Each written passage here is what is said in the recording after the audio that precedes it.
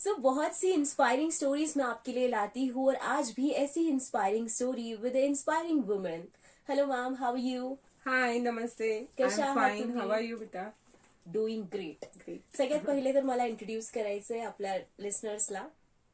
मेरे साथ फिलहाल है अर्चना मंत्री ma'am, sari dripping artist who created India book of records. सबसे पहले तो बहुत सारी शुभकामनाएं आपको. थैंक यू सो और मच. आपकी थैंक ये यू. पहचान पूरे छत्रपति संभाजी नगर को प्राउड फील करवाती है हर बार. So that's great to meet you. Thank you. Same year. तो सबसे पहले मैं जानना चाहूंगी आपके बैकग्राउंड के बारे में. मैंने सुना है आप LLB हो, तो ये कैसे, मतलब वो बताइए ना प्लीज हमको पहले तो. जी जरूर बताती हूँ. मैंने मेरा एजुकेशन LLB किया है.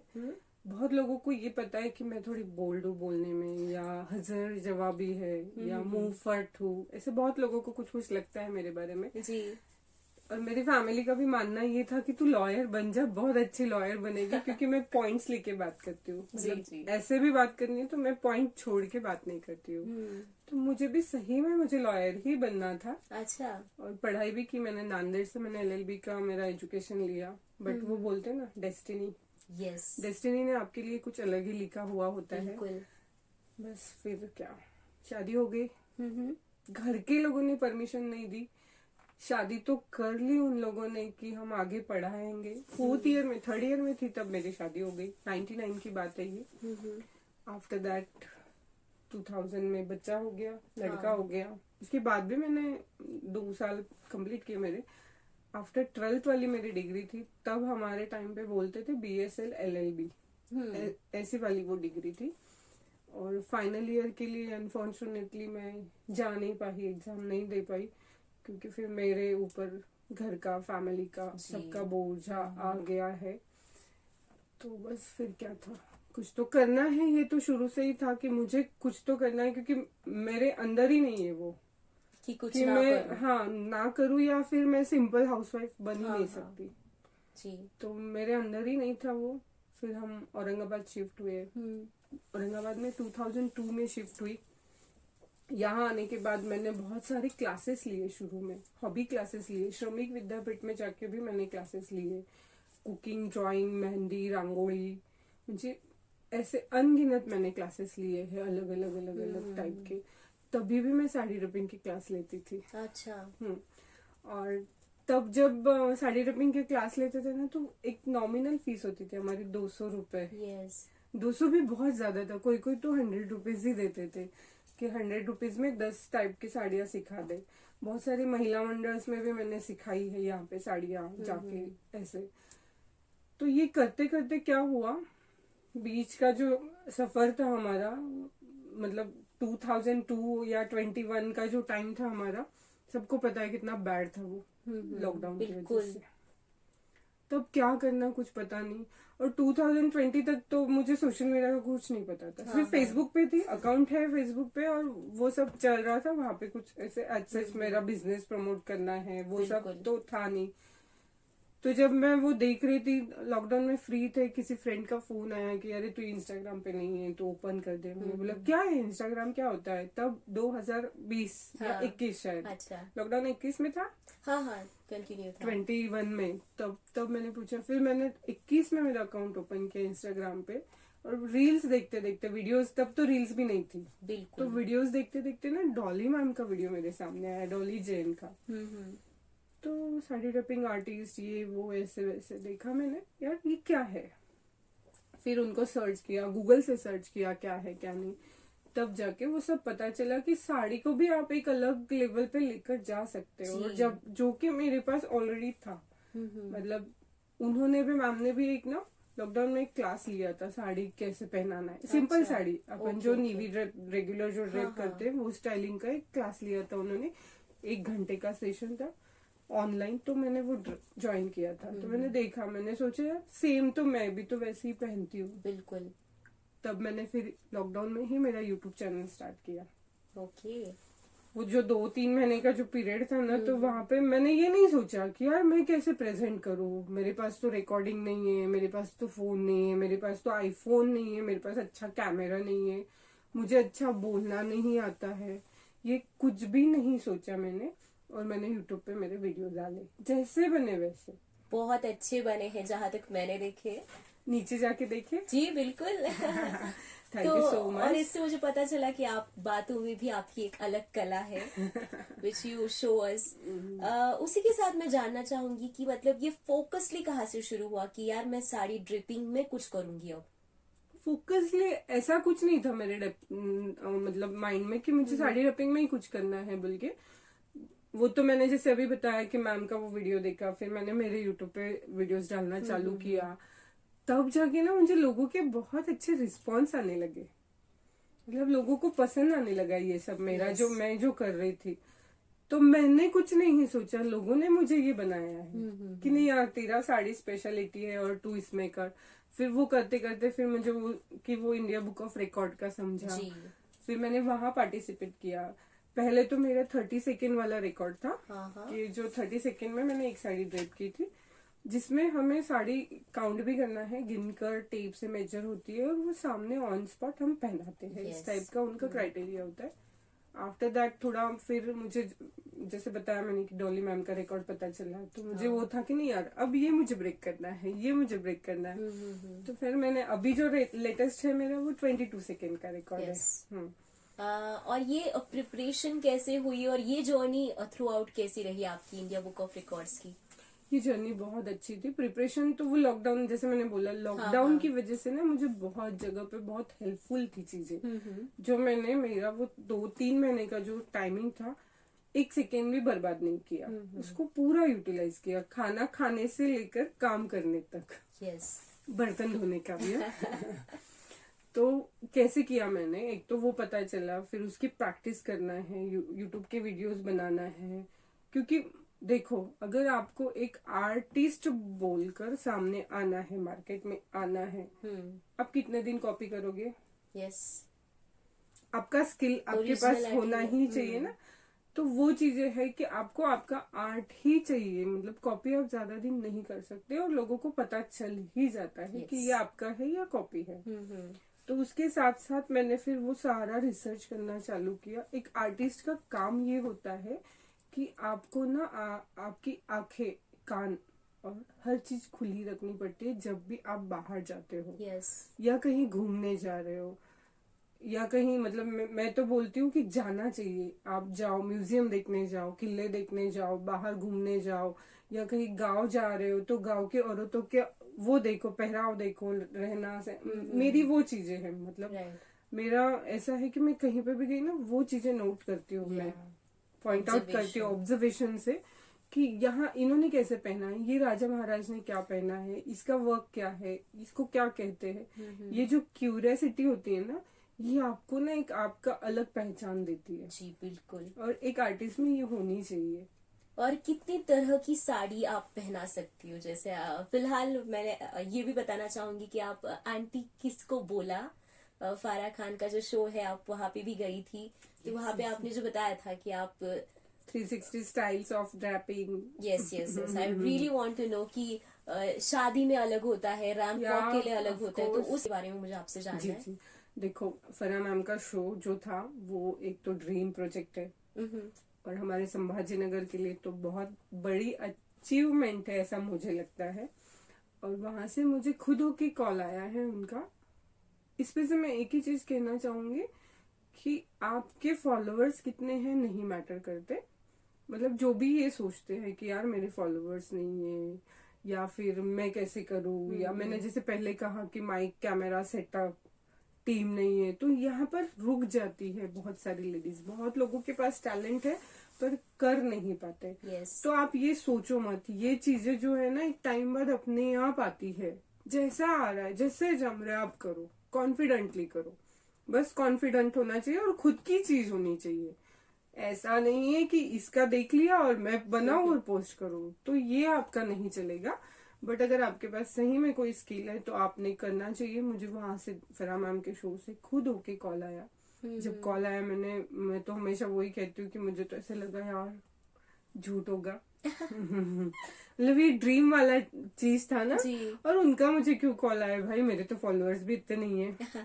फिर सेकेंड कॉल आया, मैम 1 मिनट का वीडियो चाहिए आपका जो आप स्टेज पे प्रेजेंट करोगे, फिर हम वो फरा मैम को बताएंगे और फिर आपको वो बुलाएंगे, ऐसे था। ओके। फिर जो मैं मेरे सैलून में थी, एक्चुअली सबको पता भी होगा कि मेरा सैलून भी है, यस। तो मैं सैलून में ही थी, मेरे स्टाफ और बेटी भी थी, तब दोपहर में आई थी ब्रेक में। हाँ। तो मैं ना अंदर के रूम से बाहर थोड़ा डांस करते करते आई बाहर। वो बोलती क्या हो गया देखो, तू ऐसे क्यों नाच रही है? मैंने कहा यार फरा मैम के वहां से फोन आया, उनके प्रोडक्शन हाउस से फोन आया है, शो के लिए इनवाइट किया है मुझे, आंटी किसको बोला। अच्छा वो क्या था शो, हाँ। कि आफ्टर 30 के एज की जो लेडीज है, वुमेन्स Yes. है, उनके टैलेंट प्रेजेंट करने के लिए फरा मैम ने उनके यूट्यूब चैनल के लिए एक प्लेटफॉर्म दिया लेडीज लोगों को। यस। तो सोचो उनकी रिसर्च टीम भी कितनी बड़ी है।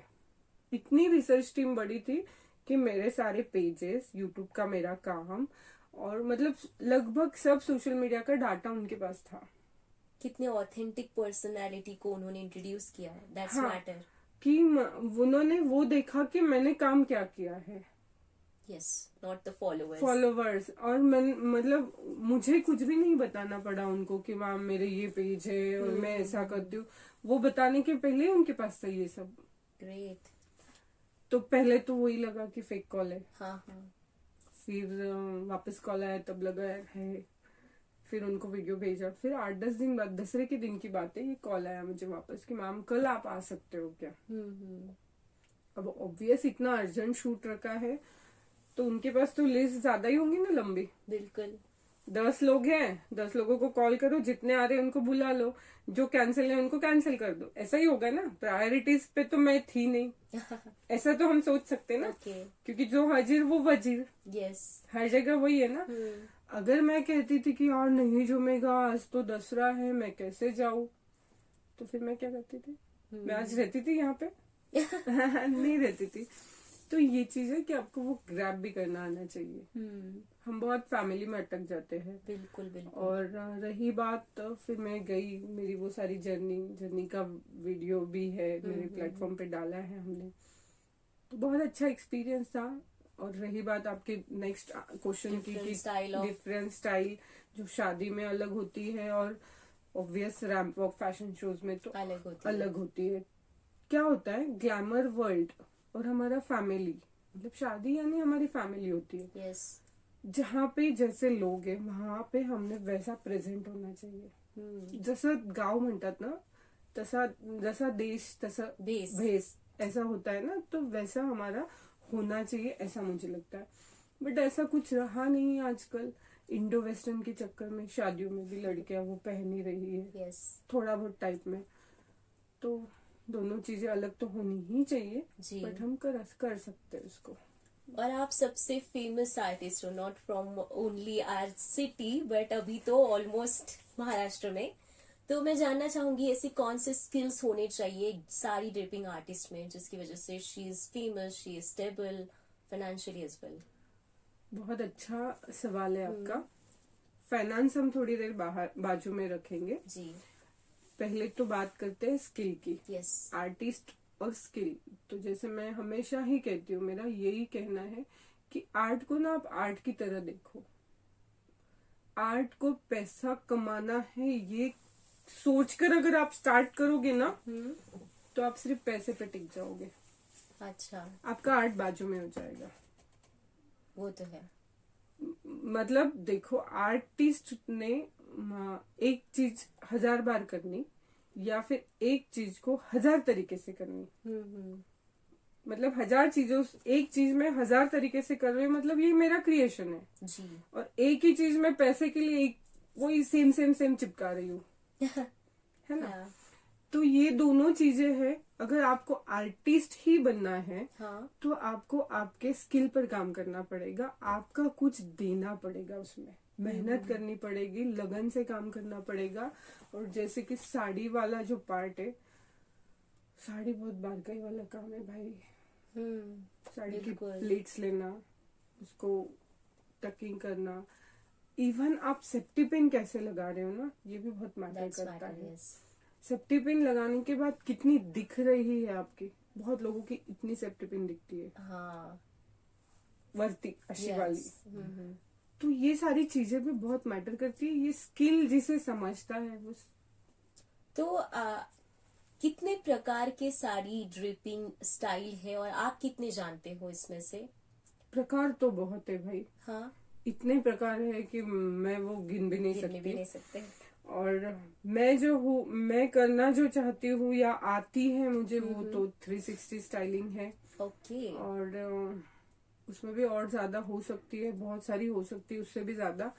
और इसमें ना आधी तो मैंने कोई क्रिएट नहीं की है, हाँ हाँ। वो तो हमारा कल्चर ही है। यस। इंडिया का कल्चर इतना स्ट्रांग है, हमारा ट्रेडिशन कल्चर बोलो, हर एक स्टेट में, जितने हमारे स्टेट है वो स्टेट में थोड़ा एक एक बहुत, स्टेट अगर ली तो एक एक स्टेट में ही 10 टाइप्स की आपको साड़ियां मिल जाएगी। बिल्कुल। मतलब थोड़ा प्लेस अगर चेंज हो गया, तालुका चेंज हो गया, तो साड़ी पहनने का स्टाइलिंग चेंज होता है। जी जी, बिल्कुल बिल्कुल। और नववारी ज्याला म्हणतो अपन, जो नववारी साड़ी हाँ. साड़ी स्टाइलिंग है, नववारी इट मीन्स 9 यार्ड, जो हाँ. 9 मीटर का होता है। ओके. आणि महाराष्ट्राची नववारी नाहीये, महाराष्ट्राचा काष्टा आहे, ओ. हा त्यातला डिफरन्स आहे। आणि नऊवारी नववारी ही लांबी झाली साडीची, ओके. 9 यार्ड, 9 मीटरची साड़ी म्हणजे नववार। तो ये जो नववार है, ये ऑल ओवर इंडिया में सारे स्टेट में ऑलमोस्ट पहनी जाती है, 9 यार्ड वाली हाँ, साड़ी। हाँ, हाँ. तो ये कंसेप्ट मुझे इसलिए क्लियर करना ऐसे लगा कि लोगों को लग रहा है कि नववारी मतलब कि फक्त महाराष्ट्र। यस, है मेरे ना? को भी यही लगता था. हाँ, तो अभी समझ में आया। बिल्कुल. तो ये चीजें है की नववारी, जशी आज मी जी साडी घातली आहे ही काय आहे, 6 यार्ड आहे। ओ. सहावारी, तो सहावारी फक्त महाराष्ट्रात घालतो का? नाही, ऑल ओव्हर इंडियात घालतो। या साडी ड्रेपिंगचं नाव काय आहे? महाराष्ट्रीयन साडी नाहीये, अच्छा. या स्टायलिंगला म्हणतात निवी ड्रेप। ओके. ही ड्रेपिंग कोणी स्टार्ट केली माहितीये? नाही. त्याची हिस्ट्री रवींद्रनाथ टागोरच्या बहिणींनी ओ. सगळ्यात पहिले। आणि त्याच्यानंतर मग हे आंध्र प्रदेशची मेन, मतलब हैदराबाद आंध्र प्रदेश, मैं इनका बोलने ही मेन वाली थी. स्टाइलिंग है। हाँ. इनका मेन स्टाइलिंग है। बट फर्स्ट किसने पहना? रवींद्रनाथ टैगोर की बहन ने। अब बिंगोली टच आ रहा था वैसे तो. नहीं, सिंपल साड़ी है ना ये तो, हाँ, हम लेकिन जो रोज पहनते, और कंधे पे लिया तो वो ठीक है। Kind of. बट पहले कैसे होता था कि मेन तो देखो, जब हमारे पुराने अगर सदी में हम जाए तो साड़ी के ऊपर ब्लाउज नहीं पहना जाता। जी जी. इंडिया में तो Traditional भी नहीं पहना जाता था। ये अंग्रेज जब आए इंडिया में, उसके बाद उन्होंने से ये कॉन्सेप्ट लाया कि ब्लाउज का ये चलन हो गया कि मीटिंग्स में बोलो या इंटरव्यूज में बोलो, वो सब तो ये सब चालू हो गया कि वो ब्लाउज पहनने का स्टाइल भी हमारा थोड़ा अलग था तब, कि फ्रेल वाले बोलो या वो। तो ये चीजें हैं, बट बहुत सुंदर है साड़ी। और साड़ी सिर्फ एक कपड़ा नहीं है, वो एक आर्ट है, फीलिंग्स है और शान है, और मेरी तो पहचान है। बिल्कुल. बहुत ही बढ़िया बात कह दी आपने.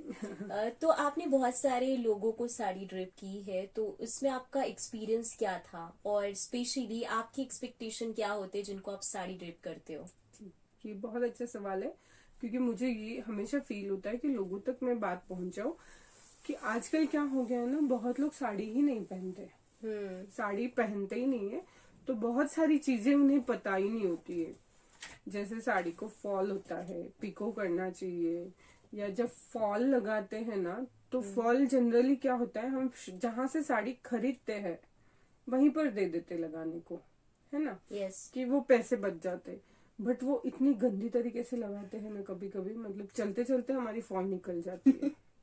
तो वो चीजें भी आप, मतलब हमारी साड़ी तो महंगी है ना भाई, 10 या 100 रुपए के फॉल के लिए क्यों मेरी साड़ी मैं खराब करूं? बिल्कुल. तो वो चीज भी आप ध्यान में रखो कि जो दोनों साइड से हाथ से ही फॉल लगनी चाहिए, मशीन से ना लगाए। अच्छा. जिसकी वजह से जो आपके वेस्ट प्लीट है ऊपर से नीचे तक, वेस्ट में ज्याला आपण नीऱ्या म्हणू, त्या नीऱ्या वरून खालीपर्यंत छान येत नाहीत। मग खालून जर मशीनची फॉल लावलेली असेल तर त्याला पण खाली खूप लोक पिको करतात, गोल पिको करतात, जो इकडे असतो पदराला, हा सेम असं गोल खाली करून टाकतात। मग जेव्हा मी नीरी घालणार ना, ही अशी तरंगते मग. ओके. तर खालची जी फिनिशिंग आहे ती त्या फॉलमुळे छान नाही आहे। त्याच्यानंतर तुम्ही जेव्हा सेकंड जो आहे तो सगळ्यात मोठा महत्वाचा पार्ट आहे आपका पेटीकोट, जिसे आप शेपवेयर कहते हो, है ना। आजकल शेपवेयर ज्यादा चलन में है, लोगों को पसंद भी आता है, ताकि आपकी फिगर अच्छी दिखे, फिटिंग अच्छी लगे, है ना।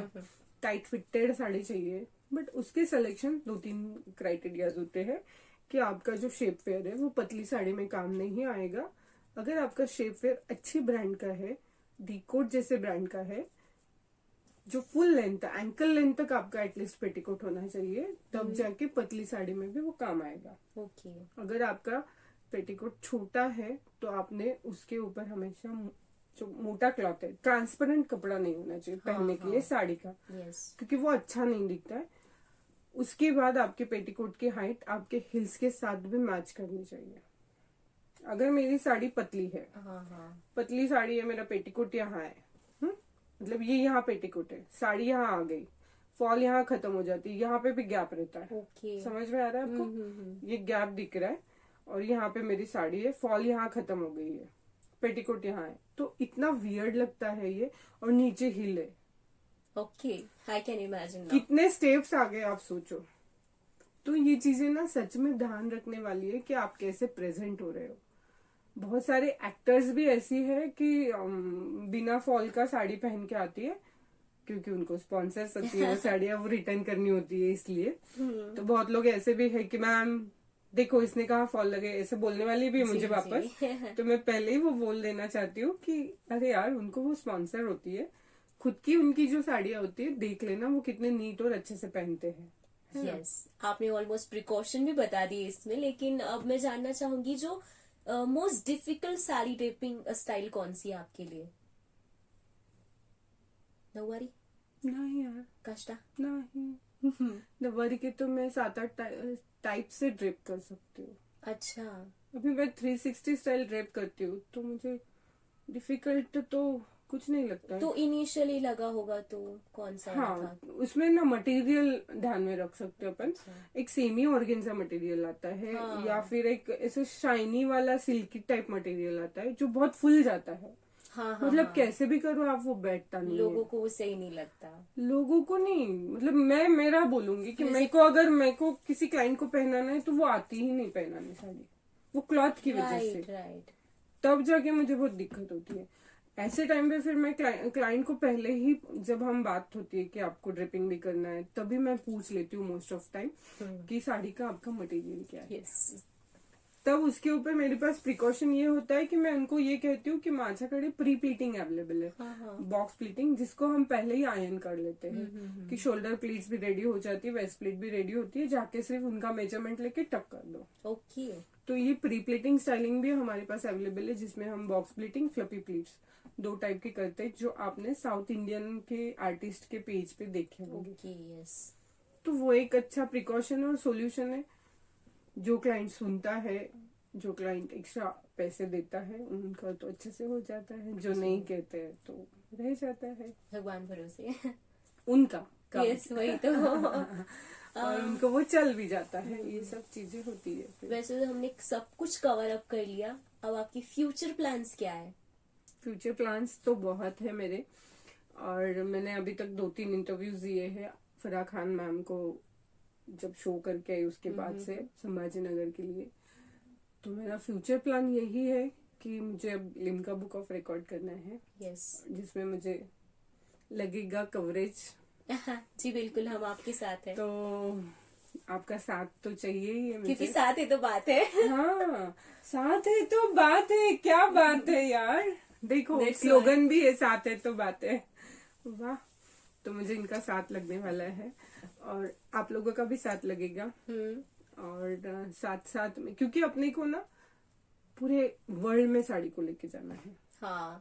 मुझे सिर्फ ऐसे नहीं है कि सिर्फ एक्टर्स को ही साड़ी पहनाऊं या उनसे ही साड़ी पहना के अच्छा पैसा छापू, वो नहीं है कुछ।